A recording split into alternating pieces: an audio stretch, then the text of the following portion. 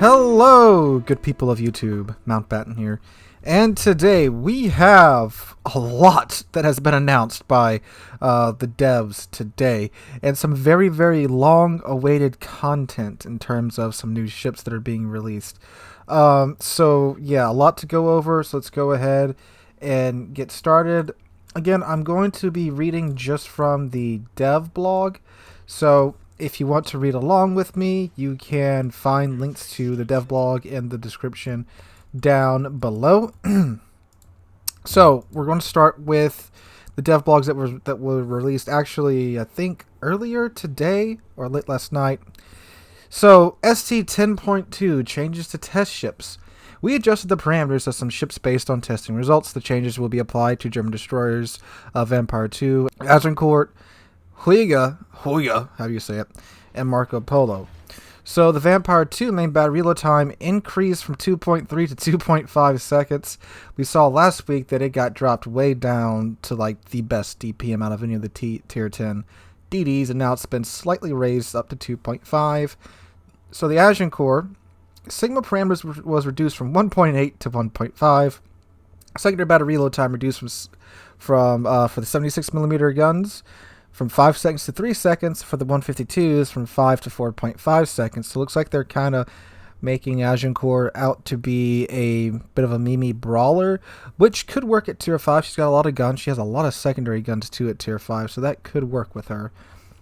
Alright, so the Z31, which is the tier 7 German DD, torpedo tubes reload time increased from 90 to 110 seconds.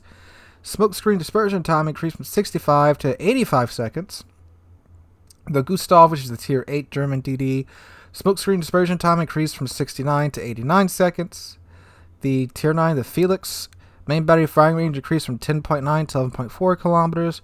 Smokescreen dispersion time increased from 73 to 93 seconds.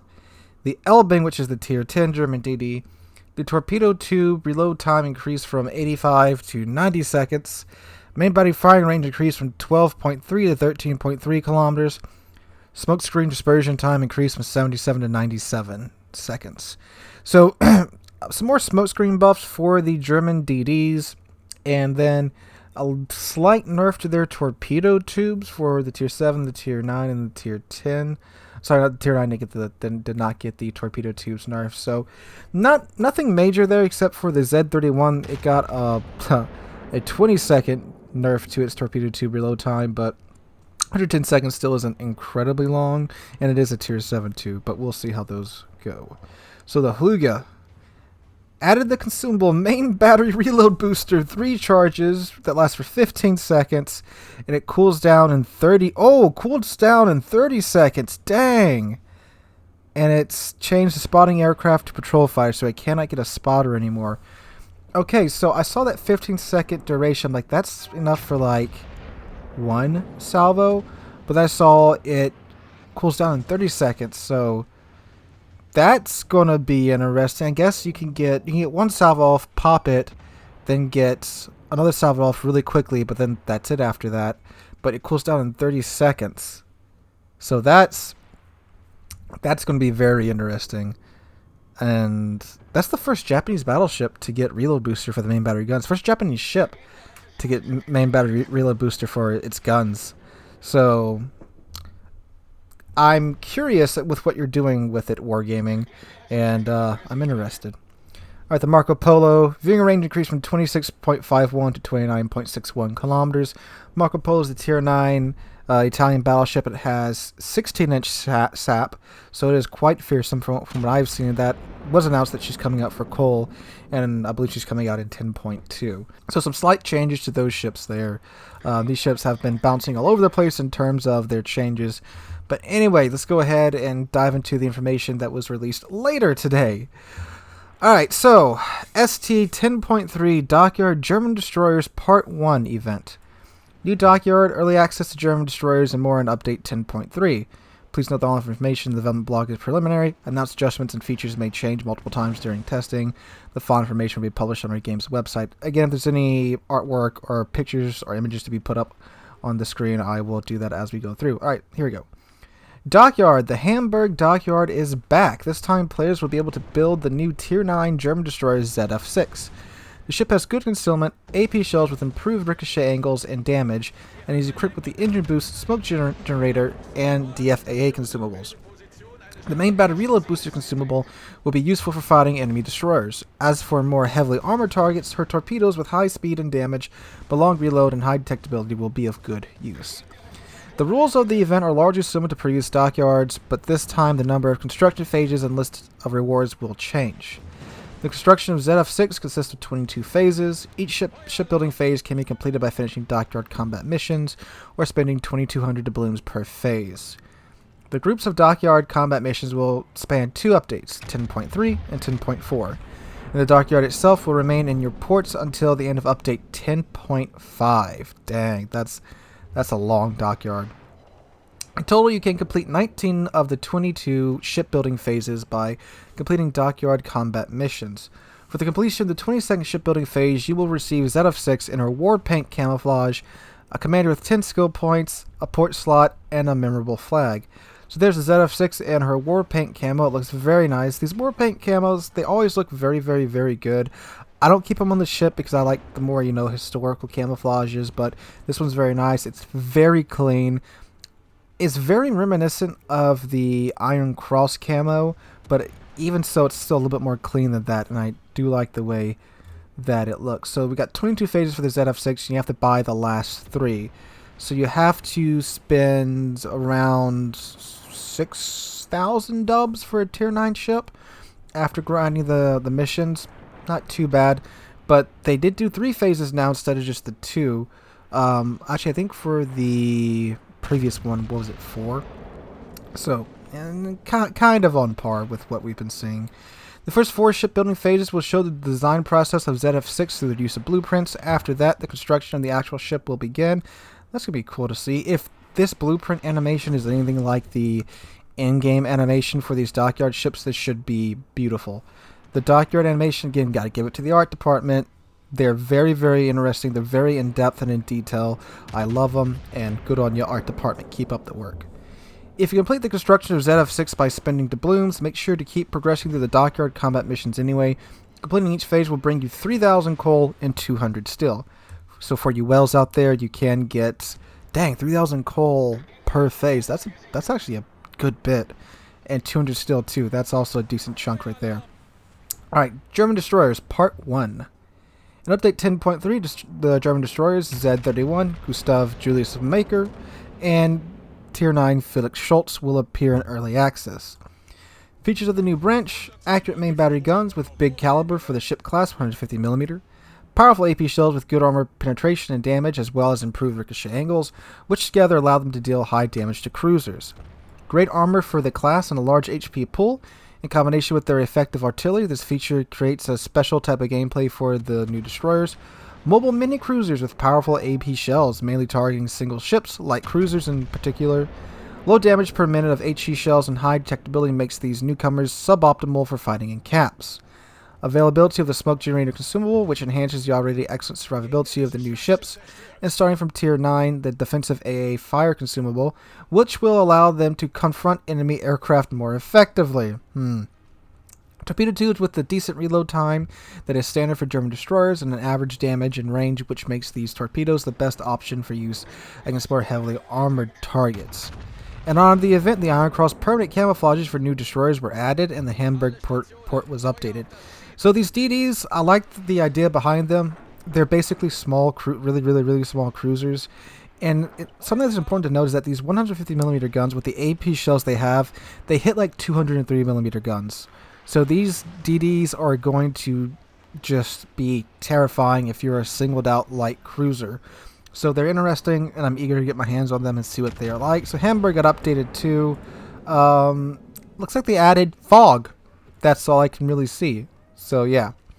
Content Edition. Permanent camouflages for Soviet for Cruiser Kirov. Japanese lacquer for Battleship Hyuga. Expendable camouflages Golden Week and In Memory of Heroes. Patches to the Fallen Soldiers of Great Wars and Assembly. Memorable Flag Golden Week. 2 Japanese commanders. I'm not saying that. I can't pronounce that. Oh, Suzuki. That was. Oh, they're both Suzuki. Oh. Alright, so we got Reizo Suzuki and Takeo Takio Suzuki, I'm sorry, Japanese people, with the following enhanced skills: for cruisers and destroyers, survivability expert; for battleships, emergency repair specialist. So there's a Soviet camouflage. That looks, actually, yeah, that is the one from the event.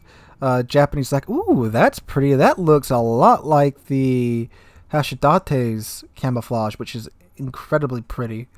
Wow. And Golden Week, that gives me a headache. In Memory of Heroes, that one looks pretty interesting. Here are the two new commanders. The methods for obtaining these items will be announced at a later date. Okay. Other changes and improvements. The port of Kronstadt has been updated, so that looks interesting. You got a battleship firing over the yard there, so okay. So I guess they made it more dynamic. All right. Updated the interface of the commander window. A section with equipment that is affected by a particular skill has been added to the tooltips for skills. When recruiting, dismissing, or conducting other operations with commanders, the last option selected by the player is retained. The All Skills button has been replaced with the information next to the skills table header.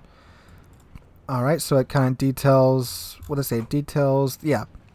A section with the equipment that, a section with the equipment that is affected by particular skills has been added to the tooltips for skills. So it tells you exactly what's going to be affected when you put this skill onto your ship. That's very good, because there was a lot of, you had to keep your ship information tab down and trying to look at that and go over your skills at the same time. So that's some good quality of life changes there. I like that. Updated daily shipments. They will become available at the beginning of each month and include 24 rewards. The interface has also been updated, and the daily shipments themselves have been renamed to daily rewards. So just daily login rewards now, and there's a graphic there showing what some of them are. It looks like we got some signals, some coal. I think one of those is steel, if I'm seeing that correctly. All right, and premium days, and I think that's a port there, a port slot, and container. All right. In naval battles, the ability to get additional attempts depending on a player's individual activity during the preparation stage has been added, as well as the ability to view the opposing clan's results during the engagement stage.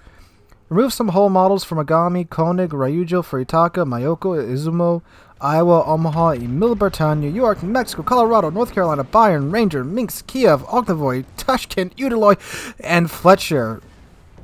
Okay. This change will make it easier to progress through the tech tree. More details will be announced later. I know what they're doing. So they're removing the hulls modules for these ships. I will put money down. You will see premium ships made out of these A hulls. They probably removed either the A hull or the B hull from the grind. They removed one of those. Those are going to become premium ships. I promise you, we're going to see like New Jersey or Wisconsin here with like an A hull or a B hull Iowa. I'll put money down on that. Same with the other ships too, because they love to do this. Because like West Virginia is just A hull Colorado. That's all it is. They removed the Colorado's A hull they removed one of the Colorado's hull, and then we got the West Virginia. That's what's going on here. I promise you. I will put money down today with that. That is what's going on. All right, last DevBlog and most recently released. So these ships were announced on stream, and oh my god, we finally have one that we've all been waiting for. So let's hurry up and get to it. So 10.3 new ships, ST 10.3 new ships. American Tier 8 battleship Constellation, British Tier 10 destroyer Druid, Italian Tier 10 cruiser Napoli, I think, and Commonwealth Tier 7 battleship Yukon have been added into the game for testing. Again, please note that all information in the blog is preliminary. Announced adjustments and features may change multiple times during testing, yada yada yada. American battleship Constellation Tier 8, but it's not a battleship. It is the Lexington class battlecruiser we have so longed for. I made a video like a year ago saying that this needed to get added into the game. I'm so glad that they are adding her in, and this is really cool. All right, here we go. The Lexington class battlecruiser Constellation was laid down in 1920 with the prospect of becoming one of the largest battlecruisers of its time, but ultimately wasn't completed due to the entry in effect of the Washington Naval Treaty.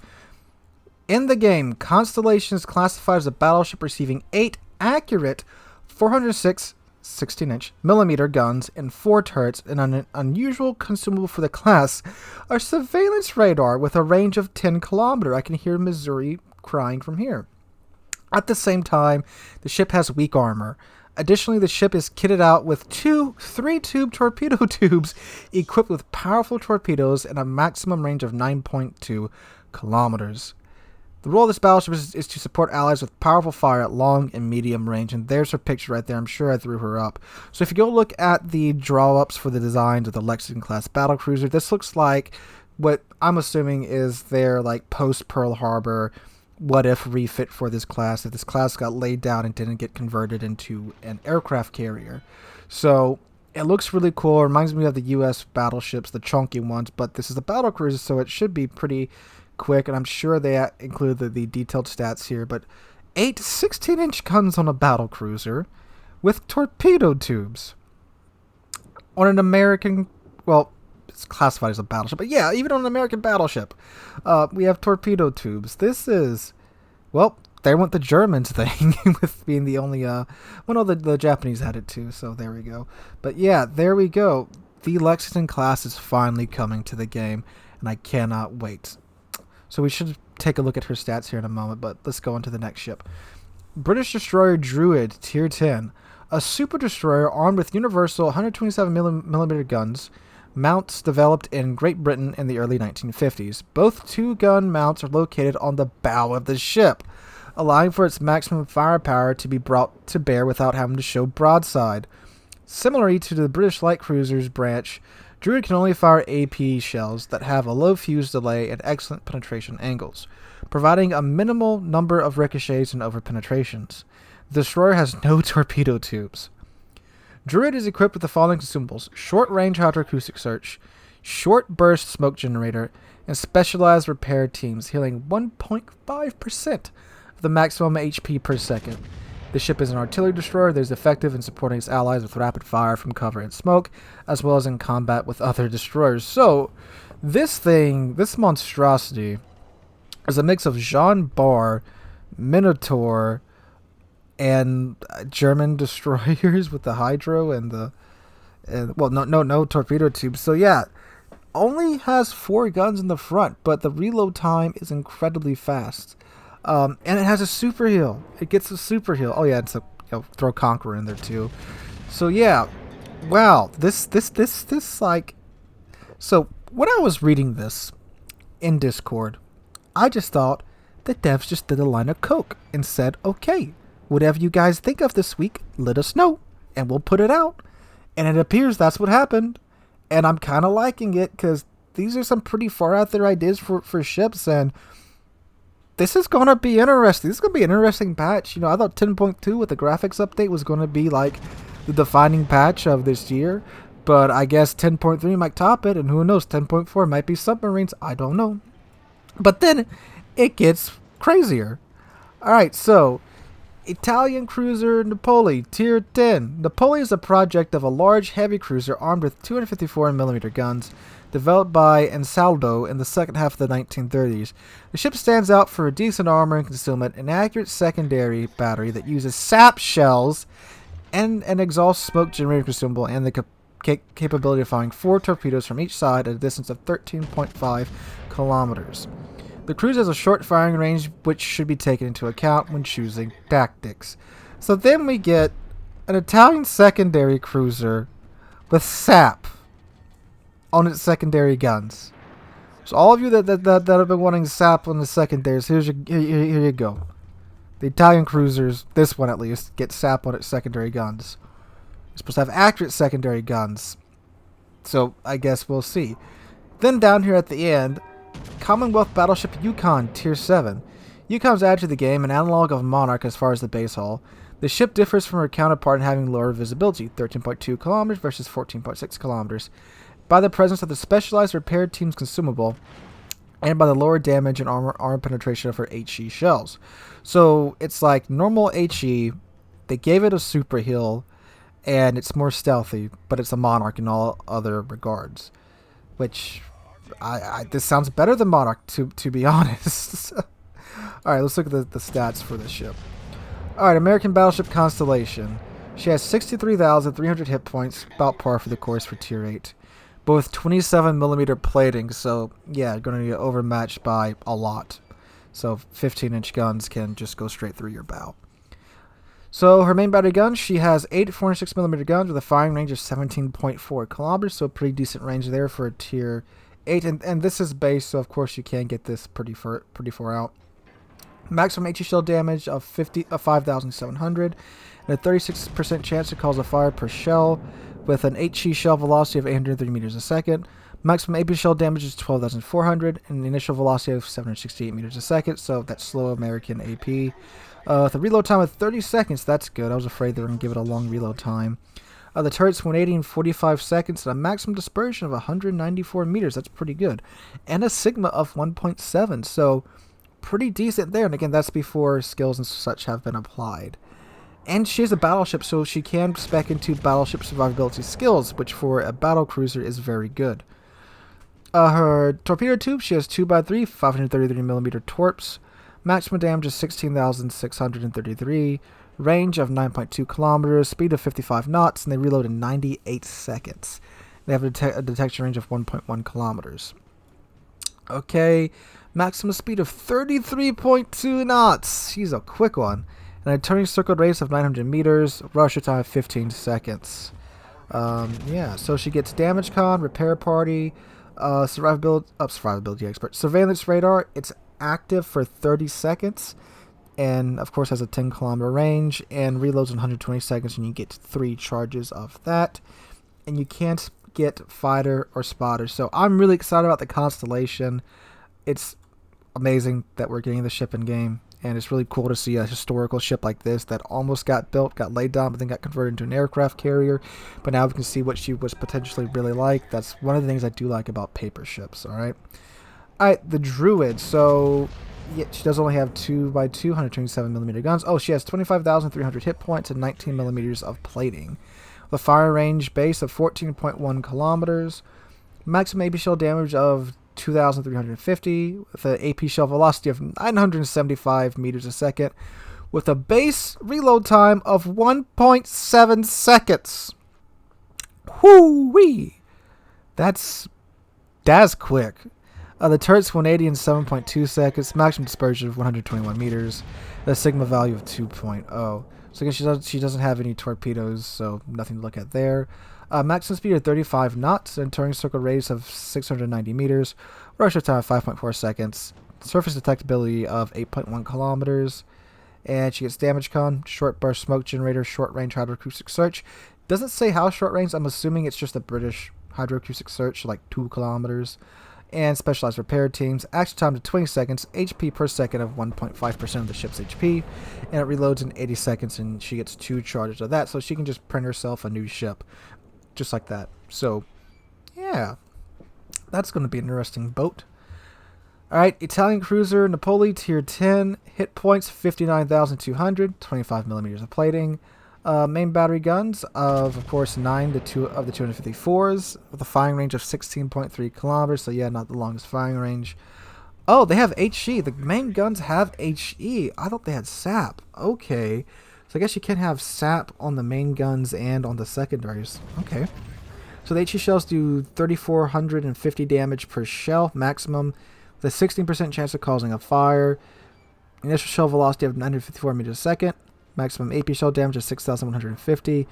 AP initial shell velocity of 945 meters a second. And a 17-second reload time base. Turrets 180 in 25 seconds. Maximum dispersion 145 meters with a sigma value of 2.05. Torps, she has 2x4 of the 533mm torps. Maximum damage 13,900 with a 13.5 kilometer range. They are 56 knots fast. They reload in 95 seconds and they rotate in 7.2 seconds. And the torps have a detectability of 1.1 kilometers. For the secondary gun, she gets 6 of the 90mm guns, which fire SAP, and have a maximum fire. Well, a base firing range of 7.3 kilometers, which is pretty good. Maximum SAP shell damage of 2,000, initial velocity of 860 meters a second, and a penetrating capacity of 26 meters. 26 meters, I wish. 26 millimeters. And then she gets 4x3, so 12 90mm guns, and then 12 152mm guns. And same thing for the range. Maximum damage for these guns is 3,850. Initial velocity of 950 meters a second. And these, dang, These 152s can pin 42 millimeters of armor. Dang. What do they reload in, do they say? They don't say what they reload in. And I'm not just like stupid, am I? No, they don't give the reload time. Okay. That's interesting. I guess they're still tweaking with that.